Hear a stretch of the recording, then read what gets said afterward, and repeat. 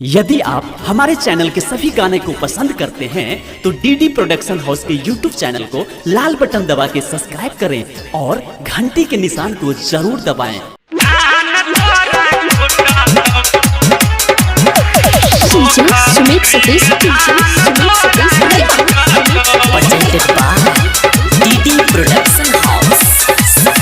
अजैया से होठ चुसलही के विजयो के चुम्मा देलही के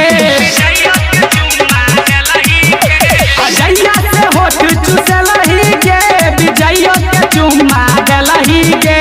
छोड़तो नहीं दीपका छौरा मजाई लूटतो सतीसवा छौरा ओखरी में धान तोरा कूटतो मुकेशवा छौरा ओखरी में धान तोरा कूटतो अजैया से होठ चुसलही के विजयो के चुम्मा देलही के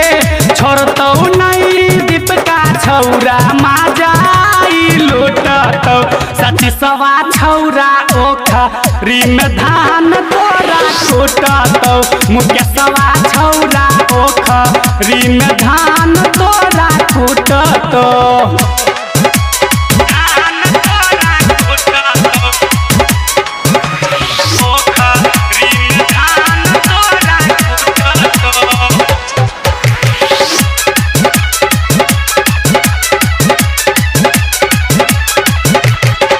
ओखरी के साइज छौरी भ गेलो नमहर जाइ छै तू कत छौरी आन गे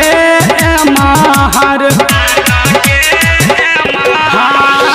ओखरी के साइज छौरी भ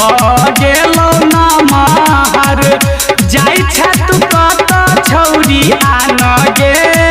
महर हमर आई मुसर तोरा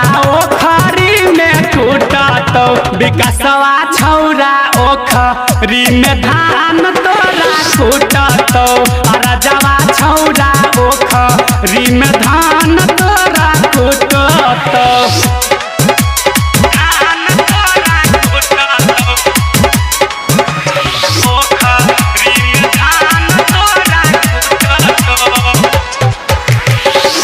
सुमित सतीश बहुत दिन बाद छौरी मिलले हन नसीब से जे दिन बच के छौरी राइटर साना दीप से हाँ बहुत दिन बाद छौरी मिलले हन नसीब से जे दिन बच के छौरी राइटर साना दीप से गायक घनश्याम संगे बहुते छौरा जुटतो आ बिटुआ छौरा ओखरी में धान तोरा कूटतो सत्यम्मा छौरा ओखरी में धान तोरा कूटतो अजैया से होठ चुसलही के विजयो के चुम्मा देलही के